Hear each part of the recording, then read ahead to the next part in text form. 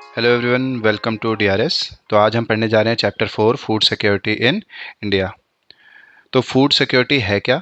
Food is an essential for living as air for breathing. जैसे हवा हमें मतलब जिंदा रहने के लिए चाहिए होती है, उसी तरीके से जीवित रहने के लिए खाना भी हमारे लिए ज़रूरी है। But for food security means something more than getting two square meal. बस 2 वक्त की रोटी ही लेना ज़रूरी नहीं है, उससे ज़्यादा भी है कुछ food security. Food security has following dimension. क्या क्या है फूड सिक्योरिटी का आयाम? पहला, अवेलेबिलिटी, एक्सेसिबिलिटी और अफोर्डेबिलिटी। अच्छा, इससे पहले मैं चैप्टर आगे बढ़ाऊँ, प्लीज़ एंड तक पूरा देखिएगा। कुछ चीज़ें हैं जो मैं रिसेंटली पता लगा के आया था, जो बुक में दी हुई हैं ग्राउंड रियलिटी में उससे चीज़ें थोड़ी सी अलग है। तो एंड तक देखेंगे, आपको समझ में आ जाएगी। यानी जब भी देखिए एग्जाम में बात आए फूड सिक्योरिटी की, तो 3 चीज़ें बहुत ध्यान रखनी है: अवेलेबिलिटी, एक्सेसिबिलिटी, अफोर्डेबिलिटी। और इन्हीं तीनों चीज़ों पे आपको एक्सप्लेन करके आंसर राइट करना है। अवेलेबिलिटी का मतलब क्या है? खाना अवेलेबल होना चाहिए और फूड प्रोडक्शन होना चाहिए विद इन कंट्री में। फूड इंपोर्ट मतलब अगर है तो बढ़िया, लेकिन ना हो तो ज़्यादा अच्छा है। The previous year stock grand in government granaries. Accessibility का मतलब है खाना आपके पहुंच में हो, मतलब आसपास में ही हो। ऐसा ना हो आप दिल्ली में बैठे हैं और खाना मंगा रहे हैं कहीं, मान लीजिए मध्य प्रदेश या फिर उससे भी आगे किसी इलाके से। अफोर्डेबिलिटी, अफोर्डेबिलिटी का मतलब है आपके पास इनफ पैसा होना चाहिए जो खाना आपको चाहिए उसके लिए, और फूड जो हो वो सफिशिएंट हो, सेफ हो, न्यूट्रिशियस हो। ठीक है, और आपकी डाइटरी नीड्स को पूरा करता हो। 10, food security is ensured in a country. Food security कब मानेंगे किसी देश में है? पहला, enough food is available for all the person. All person have the capacity to buy food of acceptable quality. और कोई बैरियर ना हो उस खाने पे। बैरियर का मतलब क्या है? कि कोई लिमिटेशन ना लगे हो कि भैया बस 5 किलो अनाज खरीद सकते हैं, उससे ज़्यादा नहीं। Why food security? तो हम फूड सिक्योरिटी की बात क्यों कर रहे हैं? Poorest section of the society might be food insecure most of the time. देखिए, गरीब आदमी हो सकता है ज़्यादातर साल के समय मतलब फूड इनसिक्योर रहता हो, लेकिन जो लोग पॉवर्टी लाइन के ऊपर है, चाहे वो मिडिल क्लास हो या रिच सेक्शन के कोई लोग हों, वो भी फूड इनसिक्योर हो सकते हैं। कब? जब देश में कोई डिजास्टर या फिर कोई कैलामिटी हो रखी हो, जैसे कि अर्थक्वेक, ड्रॉट, फ्लड, सुनामी, या फिर कोई बहुत बड़े लेवल पे फेलियर हो जाए क्रॉप्स का, कोई फेमाइन हो चुका हो। How is food security affected? Calamity के दौरान फूड सिक्योरिटी पर मतलब खतरा कैसे हो रहा है? Due to a natural calamity, चाहे वो सूखे का आप एग्जाम्पल ले लीजिए, टोटल प्रोडक्शन जो है वो डिक्रीज हो जाएगा। अब खाना ही कम उगेगा, तो उसकी वजह से शॉर्टेज होगा मार्केट में। शॉर्टेज होने की वजह से जो दाम है वो धीरे धीरे अनाज का या फिर जो भी खाना है वो बढ़ने लग जाएगा। At the high prices some people can not afford to buy food. तो कुछ लोग वो खाना खरीद ही नहीं पाएंगे। If such calamity happens in a very wide spread area और it is stressed over a longer time, यानी एक बहुत बड़े एरिया में हो जाए ऐसी कैलेमिटी और बहुत लंबे समय तक चलता रहे, तो ये एक सिचुएशन क्रिएट कर देगा जिसको हम कहते हैं स्टारवेशन। और एक मैसिव स्टारवेशन आगे चल के एक फेमाइन में बदल सकती है। तो आपको यहाँ इफ से लेके ये वाला जो इटैलिक में है, ये पूरा का पूरा याद कर लेना है। ठीक है, फेमाइन के डेफिनेशन के लिए है ये। A famine is characterized by widespread death due to starvation and endemic caused by forced use of contaminated water, decaying food, or loss of body resistance due to weakening from starvation। अब ये है क्या? लिखा ये है कि जो famine है उसमें होता क्या है, बहुत सारी मौतें होने लग जाती है ड्यू टू स्टारवेशन, या तो भूख की वजह से या फिर बहुत बड़े एरिया में या तो पानी की कमी हो, अनाज सड़ने लग जाए, या लोगों के जो एक शरीर की क्षमता होती है, जैसे रोग प्रतिरोधक क्षमता, जैसे हम इम्यूनिटी बोलते हैं, वो कम होने लग जाए, तो छोटी सी बीमारी भी लोगों को डेथ की तरफ धकेल देगी। तो वहीं एक एग्जाम्पल दिया गया है फेमाइन ऑफ बंगाल का, जो कि 1943 में हुआ था। ये आपको याद रखना है, कई बार एग्जाम में एमसीक्यू में दे देता है। जिसमें लगभग 30 लाख लोग मरे। कहाँ पे? बंगाल में। और ये पहली बार नहीं था, अगर आप फेमाइन से रिलेटेड चेक करेंगे ना, तो 1780s में और ऐसे कई बारी होता रहा इस जगह पे। ठीक है। Do you know who were affected the most by famine? Famine से सबसे ज़्यादा अफेक्टेड लोग कौन थे? लेबर, फिशरमैन, ट्रांसपोर्ट वर्कर और बाकी जो कैजुअल लेबरर थे, ये सबसे ज़्यादा अफेक्टेड थे, क्योंकि दाम जो थे वो चावल के वो बढ़ गए थे। They were the one who died in this famine. और यही लोग थे जिनकी सबसे ज़्यादा मौत हुई। आप हालत देख सकते हैं उन दिनों की, क्या हालत हो गई थी लोगों की। बुक में आप देखेंगे यही वाली इमेज दे रखी है ब्लैक एंड वाइट में, black and white in the sense sketch में दे रखी है बना के। और आप लिटरली देख सकते हैं बॉडी फैट बिल्कुल ख़त्म ही हो रखा है, रिब्स आप बाहर से नोटिस कर पा रहे होंगे। तो ये हालत हो गई थी इस समय पे। Nothing like Bengal famine has happened in India again. It is however disturbing to note that even today famine-like condition exist in many part of the country. यानी बंगाल फेमाइन जैसा तो अभी हमारे यहाँ रिसेंट में कुछ ऐसा हमने नहीं देखा है, लेकिन फेमाइन जैसा ही कंडीशन हमारे देश के कई छोटे छोटे इलाकों में होता रहा है और कई बार ये स्टारवेशन डेथ एट टाइम्स भी, मतलब भूख से मौत भी हुई है. नेचुरल कैलेमिटीज एंड पेंडेमिक में also lead to food shortage. Pandemic क्या होता है, एक बड़े लेवल पे मतलब कोई प्रॉब्लम का होना. जैसे एग्जांपल ले लीजिए कोविड-19 का, जब हमारे ऊपर बहुत बड़ा मतलब इम्पैक्ट छोड़ के गया वो. Restriction on movement of people and good services impacted economic activity. तो इकोनॉमिक एक्टिविटी पे भी रोक था इसमें, कहीं ना कहीं एक जगह से दूसरी जगह मूवमेंट नहीं हो पा रही थी, तो खाने पे भी रोक लगी हुई थी. Therefore food security is needed in a country to ensure food at all time including calamity and pandemic. यानी कोई आपदा आ जाए या फिर कोई बहुत बड़े लेवल की महामारी या बीमारी आ जाए तो भी मतलब हमारे पास खाने की अवेलेबिलिटी रहे, इसलिए हमें फूड सिक्योरिटी चाहिए. तो अब शायद आपको ये सवाल का समझ में आ गया होगा कि फूड सिक्योरिटी की हम बात क्यों कर रहे हैं. चलिए, हु आर फूड इनसिक्योर. तो अब वो लोग कौन है जो फूड इनसिक्योर है, मतलब ऐसे कौन सी आबादी है हमारे देश की या जो इलाके हैं जहाँ पे फूड इनसिक्योरिटी है. Although large section of people suffer from food and nutrition insecurity in India, the worst affected group are landless people. यानी सबसे पहला जो हमारे यहाँ टॉपिक आ रहा है वो है लैंडलेस लोग का, जिनके पास अपनी ज़मीनें वगैरह नहीं है, खाना उगा नहीं पा रहे, वो खाने के लिए डिपेंडेंट है कि मार्केट से लाएंगे. विद लिटिल और no land depend upon traditional artisan, provider of traditional services, petty self employed worker, destitute including beggar. ये वो लोग हैं जो कि फूड इनसिक्योर हैं. अब शहरों में बात करें, in urban areas the food insecure families are those whose working members are generally employed in ill paid occupation. यानी ज़्यादा अच्छी सैलरी वगैरह नहीं है, शहरों में रह रहे हैं, कैजुअल लेबर मार्केट में काम करते हैं. These work are largely engage in seasonal activity. क्योंकि सीजनल एक्टिविटीज़ में इन्वॉल्व हैं तो सर्टेन सीजन में तो पैसा कमा रहे हैं, तो उन दिनों में खाना खा ले रहे हैं, और बाकी दिनों में बहुत मुश्किल से उनका बेयर सर्वाइवल हो पा रहा है. The social composition with the inability to buy food also plays a role in food insecurity.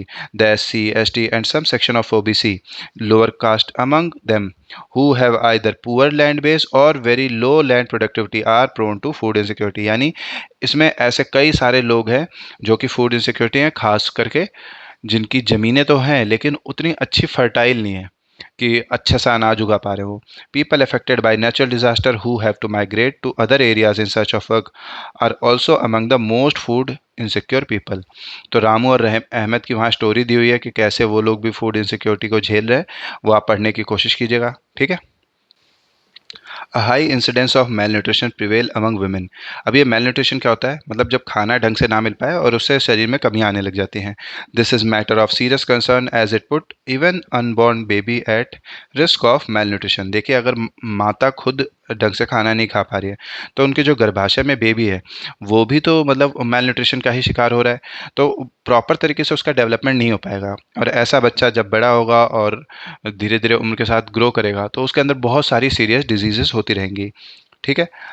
A large proportion of pregnant and nursing mother and children are under age of 5 years constitute an important segment of the food insecure population. तो ये भी हमारी एक आबादी का हिस्सा है जो कि फूड इनसिक्योर है. The food insecure people are disproportionately large in some region of the country. कुछ एरियाज हमारे देश के ऐसे हैं जो कि इकोनॉमिकली बैकवर्ड स्टेट्स हैं, वहाँ पे ज़्यादा देखा गया है इंसिडेंस पॉवर्टी का, चाहे वो ट्राइबल हो या remote areas. Region more prone to natural disaster. जैसे मान लीजिए जो कोस्टल एरिया ऐसा हो जहाँ पे तूफान ज़्यादातर आते रहते हो, वो एरिया में ज़्यादा प्रॉब्लम देखने को मिलेगी. In fact the state of UP में ईस्टर्न और साउथ ईस्टर्न पार्ट की बात की गई है, और ये बुक में कंटेंट पुराना है. कहीं आप सोचे अभी तो ऐसा कोई इशू नहीं है वहाँ पे, तो बुक में कुछ चीज़ें पुरानी भी हैं, तो कंफ्यूज नहीं हो जाना. बिहार के कुछ इलाके, Jharkhand, Orissa, west Bengal, Chhattisgarh, part of Madhya Pradesh and Maharashtra account for largest number of food insecure people in the country. यानी इन इलाकों में सबसे ज़्यादा फूड इनसिक्योर हैं हमारे देश में. Hunger is another aspect indicating food insecurity. यानी भूख भी एक बहुत बड़ा एक एस्पेक्ट है फूड इनसिक्योरिटी का. Hunger is not just an expression of poverty, it bring about poverty. The attainment of food security therefore involve eliminating current hunger and reducing the risk of future hunger. यानी आज आप भूखे हैं और भविष्य में भूखे रहने के जो चांसेस हैं, इन दोनों को ख़त्म करना ही हमारे फूड सिक्योरिटी का एक सबसे बड़ा पार्ट है. सो हंगर के दो टाइप है, एक है क्रॉनिक और एक है सीजनल. क्रॉनिक हंगर और सीजनल हंगर, इनकी डेफिनेशन आपको याद होनी चाहिए, एग्जाम में बहुत बार पूछते हैं. Chronic hunger is a consequence of diet persistently inadequate in terms of quantity and और quality, poor people suffer from chronic hunger because of their very low income in turn inability to buy food for survival. यानी क्या बात कर रहे हैं, एक लंबे समय तक खाने की अवेलेबिलिटी ना हो पाना, चाहे वो क्वांटिटी के रूप में हो या फिर क्वालिटी के रूप में। यानी खाना तो मिल रहा है, हो सकता है उसकी क्वालिटी ख़राब हो या फिर खाना ही नहीं मिल पा रहा। दोनों ही केस में अगर लॉन्गर पीरियड ऑफ टाइम के लिए हो रहा है ये, तो उसी को हम क्रॉनिक हंगर बोलेंगे। क्रॉनिक डिजीजेस भी होती हैं, आपने सुना होगा। Seasonal hunger is related to cycle of food growing and harvesting. यानी सीजनल हंगर का लेना देना हम फूड ग्रोइंग और हार्वेस्टिंग से भी ले सकते हैं, और सीजनल लेबर को भी हम इसमें ले सकते हैं।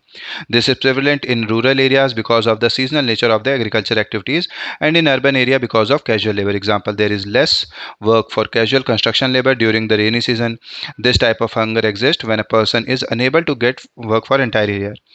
क्रॉनिक हंगर, लॉन्गर समय के लिए कोई भूखा रह रहा हो।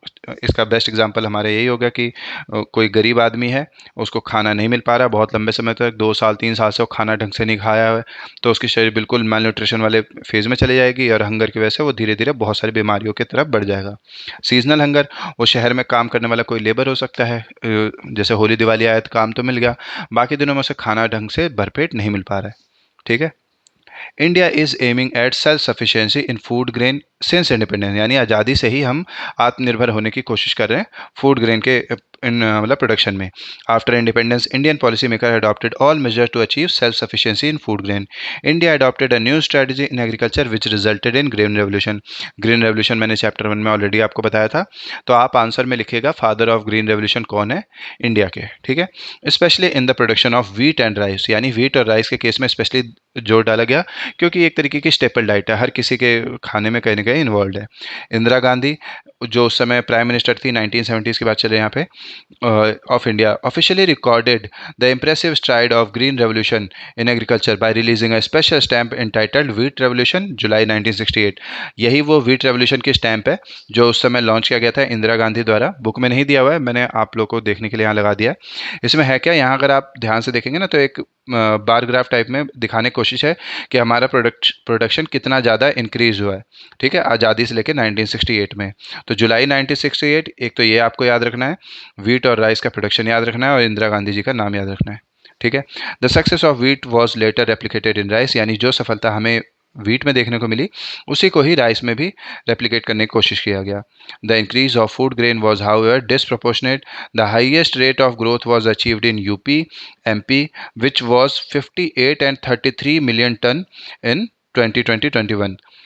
The total food grain production was 310 million ton 2020-21, and it has changed to 315 million ton in 2021-22. UP MP recorded a significant production in field of wheat। मतलब एक तरीके से फैक्चुअल डाटा दिया गया, अगर आपको देखने का मन हो देखेगा, याद करना चाहे तो याद कर लीजिएगा। West Bengal, UP on the other hand recorded significant production of rice 17 and 16 million tonne इस साल। ठीक है। फूड सिक्योरिटी इन इंडिया, तो हमारे देश में फूड सिक्योरिटी को हम कैसे मतलब मैनेज कर रहे हैं, ये टॉपिक यहाँ से स्टार्ट हो रहा है। एग्जाम में कई बार पूछ लेते हैं फूड सिक्योरिटी कैसे इंश्योर किया जाता है। ठीक है। Since the advent of green revolution, green revolution तो आ गया अर्ली 1970s में, 1970s तो नहीं, 1960s और 65 के समय का ये सारा गेम है। The country has avoided famine even during adverse weather condition. India has become self sufficient in food grain. बिल्कुल सच बात है, हम पिछले 30 सालों में काफ़ी बड़े लेवल पे हम फूड में सेल्फ सफिशिएंट हुए हैं, और हम आज की डेट में कई देशों को अनाज देते भी हैं। ठीक है। कई देशों को तो हमने फ्री में भी दिया है, तो आप इस बात के लिए प्राउड भी कर सकते हैं। The availability of food grain even in adverse weather condition और otherwise at the country level has further been ensured with a carefully design food security system. This system has two component. यानी दो component हैं हमारे food security system के। पहला, buffer stock, यानी एक enough quantity में खाने को अपने पास स्टोर करके रखना। दूसरा, पीडीएस, पब्लिक डिस्ट्रीब्यूशन सिस्टम। तो बफर स्टॉक क्या है? Buffer stock is the stock of food grain namely wheat and rice. यानी व्हीट और राइस का एक बहुत बड़े अमाउंट में अपने पास अनाज भंडारों में भर के रखना। प्रोक्योर्ड बाई, प्रोक्योर का मतलब क्या है यहाँ पे? सरकारी एक डिपार्टमेंट है, फूड कॉरपोरेशन ऑफ इंडिया। इनका काम है अपने अलग अलग भंडारों के जरिए जिसके पास भी एक्स्ट्रा प्रोडक्शन होगा उनसे खरीद के अपने पास स्टोर करके रख लेना। ठीक है। The FCI purchases wheat and rice from the farmer in state where there is surplus production। यानी जहाँ पे ज़्यादा प्रोडक्शन होता है वहाँ से खरीद के अपने पास स्टोर कर लेते हैं। Farmer are paid a pre announced price for their crop, this price is called minimum support price, MSP. ये एमएसपी का डेफिनेशन भी आपको याद रखना है कि एमएसपी है क्या। मैं आपको थोड़ा समझा देता हूँ। देखिए, जब फसल लगाने की टाइम आता है ना, उसी टाइम ही सरकार अनाज का एक रेट डिक्लेयर कर देती है कि मिनिमम रेट हम इतना आपको दे सकते हैं। अगर आप अनाज कहीं नहीं बेच पाते हैं तो आप हमारे भंडारों में आके इस रेट पे बेच सकते हैं। कई बार थोड़ा बहुत ऊपर नीचे करके वहाँ पे अनाज बेच दिया जाता है। ठीक है, अगर मान लीजिए किसी ने कई लाख किलो मतलब गेहूँ या चावल कुछ भी उगाया है, तो घर पे रखने से या फिर अगर अच्छा रेट नहीं मिल रहा, बर्बाद करने से अच्छा है कि यहाँ पे ले जाके बेचा जा सकता है और एक सर्टेन कुछ तो पैसे आएंगे ना जेब में। The MSP is declared by the government every year before the sowing season. आप चाहें तो जाके चेक करिएगा एमएसपी करंट क्या है वीट का, राइस का। To provide incentive to farmer for raising the production of these crop, the purchase food grain are stored in granaries, यानी बड़े बड़े अनाज भंडारों में इन्हीं अनाज को खरीद के स्टोर कर लिया जाता है। Do you know why this buffer stock is created by the government? ये बफर स्टॉक क्यों बनाया गया है? This is done to distribute food grain in the deficit area among the poor strata of the society at a price lower than market price known as issue price. तो पहली चीज आपको याद रखनी है यहाँ से, इशू प्राइस एक और। ठीक है, इशू प्राइस क्या है? हमारे देश के वो इलाके जहाँ पे अनाज की कमी हो, उन इलाकों में इन अनाज को फॉरवर्ड कर दिया जाता है और मार्केट रेट से थोड़ा सस्ते दामों में दे दिया जाता है। ये प्राइस है issue price. This also help resolve the problem of food shortage during adverse weather condition और during the period of calamity. तो इशू प्राइस और फेयर प्राइस ऑफ कंफ्यूज नहीं करना, जो मैं आगे डिस्कस करने वाला हूँ। तो इशू प्राइस का मतलब क्या है? थोड़े से सस्ते दामों पे इन अनाजों को उपलब्ध कराना लोगों को। What is PDS? Public distribution system. Public मतलब वैसी सरकारी, डिस्ट्रीब्यूशन यानी बांटना, सिस्टम यानी खाने को बांटने का कोई एक सिस्टम है। The food procured by FCI is distributed through government regulated ration shop, यानी सरकार द्वारा चलाए जा रहे राशन शॉप की मदद से इस अनाज को आगे लोगों तक पहुंचाया जाता है among the poor section of the society. This is called PDS. तो ये आपको याद रखना है पहली चीज। ठीक है, स्टार बना दे रहा हूँ यहाँ पे। Ration shop are now present in most locality, village, town, cities. There are about 5.5 lakh ration shop all over the country. Ration shop also known as fair price shop. यहाँ पे भी आपको स्टार बना लेना है। राशन शॉप को ही हम fair price shop बोलते हैं। एक तरीके से समझिए कि सस्ते दामों पर मिल रहा है, fair price. Keep stock of food grain, sugar, kerosene for cooking. यही चीज़ यहाँ बदल गई है, जो मुझे आपको बताना है।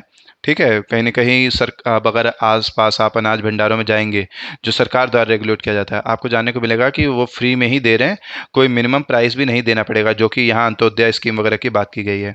ठीक है, एंड तक देखिए, मैं आपको दोबारा ये चीज़ समझा दूंगा। Keep stock of food grain, sugar, kerosene for cooking. These item are sold to people at a price lower than market price. Any family with a ration card, जिस भी परिवार के पास राशन कार्ड है वो जाके इन अनाज को खरीद सकता है। 35 किलो अनाज, 5 किलो केरोसिन, 5 किलो चीनी, ये सब चीज़ें every month from the nearby ration shop. The introduction of rationing is India date back to 1940, यानी 1940 के समय से हम इसको देख सकते हैं, जो बंगाल फेमाइन के आसपास चालू हुआ था। The rationing system was revived with the wake of food acute food shortage during the 1960 prior to green revolution. अच्छा, यहाँ पे बुक में दिया हुआ है कि 3 काइंड ऑफ राशन कार्ड्स हैं। अंत्योदय स्कीम जो 2004-5 के आसपास वाली है, बीपीएल बिलो पॉवर्टी लाइन वाली कार्ड, और अबव पॉवर्टी लाइन, जहाँ तक ये वही है। ठीक है, तो ये 3 तरीके की कार्ड्स हैं। अब ये सब कार्ड शायद ख़त्म कर दिया गया है, जिसको एक के अंदर लिया गया, एनएफएस करके, नेशनल फूड सिक्योरिटी प्रोग्राम के अंडर में लाके सारा मिक्स कर दिया गया है। ठीक है, जो 2013 यहाँ पे लिया हुआ है। इसके बाद कर दिया गया है कि सबको अनाज दिया जाएगा जिनके पास यहाँ से कार्ड अवेलेबल है, और कोई मिनिमम प्राइस भी देने के, मतलब पैसा पे करने की ज़रूरत नहीं है।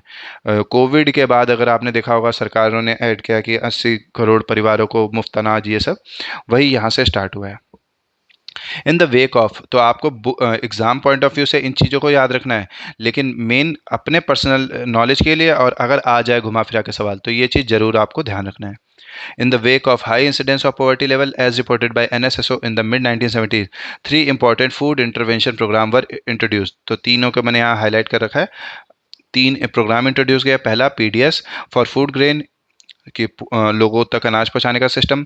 दूसरा ICDS, integrated child development services, जो कि 1975 और उसके आगे बनाया गया। और फूड फॉर वर्क, एफएफडब्ल्यू, यानी काम कराओ और अनाज दे दो। पेमेंट के बदले. Over the years, several new programs have been launched and some have been restructured with the growing experience of administering the program. At present, there are several poverty alleviation program, यानी poverty को कम करने के कई सारे programme. इस alleviation का मतलब ये है to reduce, mostly in rural areas which have an explicit food component also, while some of the programs such as PDS, milk midday meal, are exclusively food security program. Most of the PAP also enhance food security. Employment program greatly contribute to food security by increasing the income of the poor.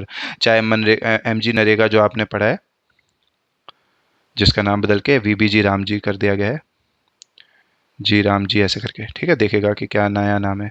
VBG Ram ji MNREGA का नाम है. तो मनरेगा के through लोगों तक पैसे पहुंचाएं ताकि वो लोग अनाज वगैरह खरीद के खा सकें. ठीक है, वही चीज़ें यहाँ बताने की कोशिश है कि सरकारों ने PDS और मिड डे मील जो सरकारी स्कूलों में मतलब खाना मिलता है लंच के दौरान, तो इस तरीके से सरकार ने कोशिश किया है कि सब तक हम अनाज पहुंचा पाएँ. ठीक है, अब ये नेशनल फूड सिक्योरिटी क्या है, कह रहा है this act provide for food and nutritional security life at affordable prices. यही जो चीज़ यहाँ लिखी है ना, ये बदल चुके हैं 2020 के बाद से. And enable people to live a life with dignity. Under this act 75% of the rural population, 50% of the urban population have been categorize as eligible household for food security. यानी ऐसे परिवार हैं जिनको अनाज की जरूरत है. 75% गाँव वाले इलाकों में, 50% शहरी इलाकों में. Current status of PDS. तो current status क्या है? PDS is the most important step taken by the government of India towards ensuring food security. In the beginning, the coverage of PDS was universal with no discrimination between poor and non-poor. जैसे जैसे समय बीतता रहा, the policy related to PDS have been revised to make it more efficient and targeted. यानी लोगों तक, उन लोगों तक मदद पहुंचे जिनको ज़्यादा जरूरत है. 1992 revamped PDS system RDPS was introduced in 1700 blocks of the country.